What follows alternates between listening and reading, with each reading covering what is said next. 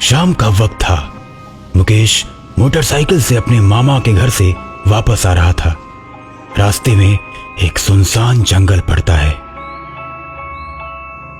जंगल में आते ही मुकेश को मामा की बात याद आती है कि आते वक्त मामा ने कहा था कि अंधेरा होने से पहले जंगल को पार कर लेना।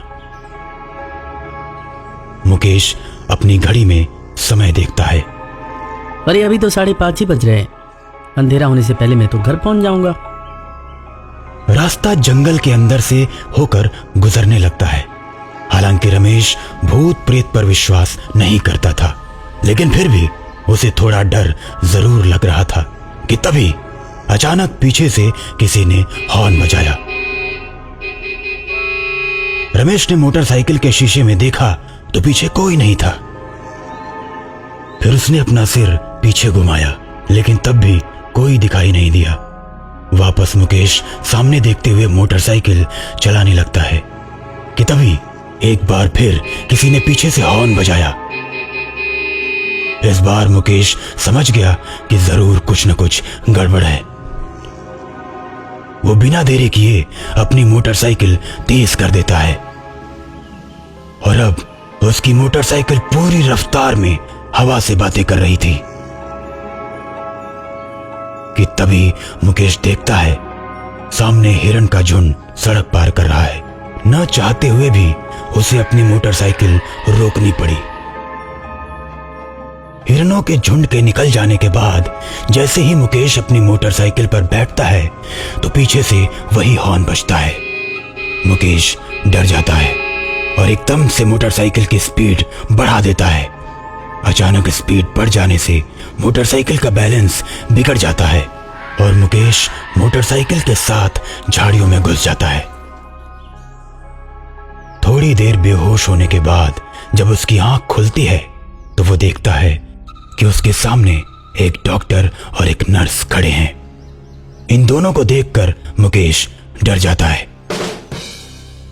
अरे भाई, अब डरो मत। मैं कोई भूत नहीं हूँ, डॉक्टर हूँ और ये है मेरी नर्स। अब लेकिन आप लोग जंगल में क्या कर रहे हैं? दरअसल हम लोग किशनपुर जा रहे थे। वहां हमारा मेडिकल कैंप लगा हुआ है। आज शाम तक किसी भी हालत में पहुंचना था, लेकिन देखिए हमारी गाड़ी बार बार धोखा दे रही है। हमने कई बार आपको हॉर्न दिया, लेकिन आपने मोटरसाइकिल नहीं रोकी। तो मैं कोई मैकेनिक थोड़ी ना हूं जो आपकी गाड़ी ठीक करता। मुझे एक बात बताइए, जब आप मुझे रोकने के लिए हॉर्न बजाते थे और मैं पीछे मुड़कर देखता था तो आपकी गाड़ी दिखाई क्यों नहीं पड़ती थी? अरे भाई साहब, वही तो खराबी है हमारी गाड़ी में। थोड़ी देर चलने के बाद बंद हो जा रही थी। जब चलती थी तो आपके पीछे आकर हॉर्न बजाते थे और हॉर्न बजाते ही गाड़ी बंद हो जाती थी। तो आपको अपने लोगों को फोन करके बुला लेना था। आप मेरे पीछे क्यों भाग रहे थे? देखिए भाई, हम दोनों के फोन की बैटरी डाउन है ना, इसलिए हमने सोचा कि आप रुक जाओगे तो आपके ही फोन से किशनपुर फोन करके दूसरी गाड़ी मंगवा लूंगा, लेकिन आप तो स्पीड बढ़ाए जा रहे थे। कमाल है सर, आप डॉक्टर और आप नर्स, मगर आप दोनों लोगों का फोन किसी काम का नहीं है। देखिए भाई साहब, कृपया मदद करिए हमारी। इतना सुनने के बाद मुकेश को लगता है ये लोग सही बोल रहे हैं, इनको मोबाइल दे देना चाहिए। मोबाइल देने के लिए मुकेश नीचे पड़े अपने बैग को उठाने के लिए झुकता है तो देखता है कि इन दोनों के पैर उल्टे हैं। ये देखकर उसकी तो जैसे जान ही निकल जाती है। उसे समझ आ जाता है कि मामा जी ने क्यों देर से जाने पर मना किया था। डर के मारे मुकेश की हालत खराब हो जाती है। उसके चेहरे पर पसीने छूटने लगते हैं। अपने आप को संभाल कर वो डॉक्टर से बोलता है, सर एक काम कीजिए, आप मेरी मोटरसाइकिल खड़ी करवाइए, वरना सारा तेल गिर जाएगा और मैं घर भी नहीं जा पाऊंगा। मुकेश किसी तरह डॉक्टर से अपनी मोटरसाइकिल खड़ी करवाता है और अपने बैग से फोन निकालने के लिए हाथ डालता है तो सोचता है, यार क्या करूं जो इनसे बच के निकल जाऊं। तभी मुकेश के दिमाग में एक आइडिया आता है। इनको ना दूसरा वाला फोन दे देता हूं, जिसको छोड़कर मैं भाग भी जाऊं तो भी कोई फर्क नहीं पड़ेगा। और मुकेश अपने बैग के दूसरी जेब से छोटा मोबाइल निकालकर भूतिया डॉक्टर को देता है। लीजिए, आप इस मोबाइल से फ़ोन लगाओ सर, जब तक मैं मोटरसाइकिल स्टार्ट करके देखता हूँ कि ख़राब तो नहीं हो गई।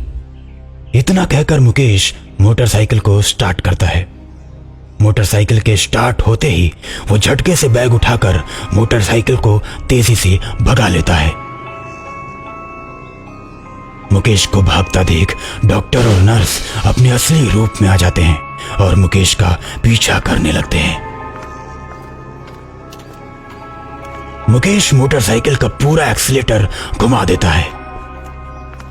मोटरसाइकिल फुल स्पीड पकड़ लेती है और दोनों शैतान भी उतनी ही स्पीड में मुकेश का पीछा करने लगते हैं। दोनों बस मुकेश को पकड़ने ही वाले होते हैं कि तभी मुकेश को दूसरी तरफ मोड़ पर हनुमान जी का मंदिर दिखाई देता है। मंदिर देखते ही मुकेश बिना देरी किए मोटरसाइकिल मंदिर की तरफ मोड़ देता है और मुकेश के मंदिर की सीमा में पहुंचते ही पीछे पीछे दोनों शैतान भी पहुंच जाते हैं।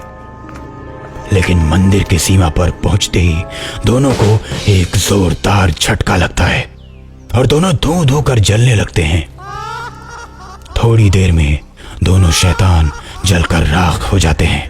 मुकेश खुशी से झूम उठता है और जय बजरंगबली कहता हुआ अपने घर के लिए निकल पड़ता है।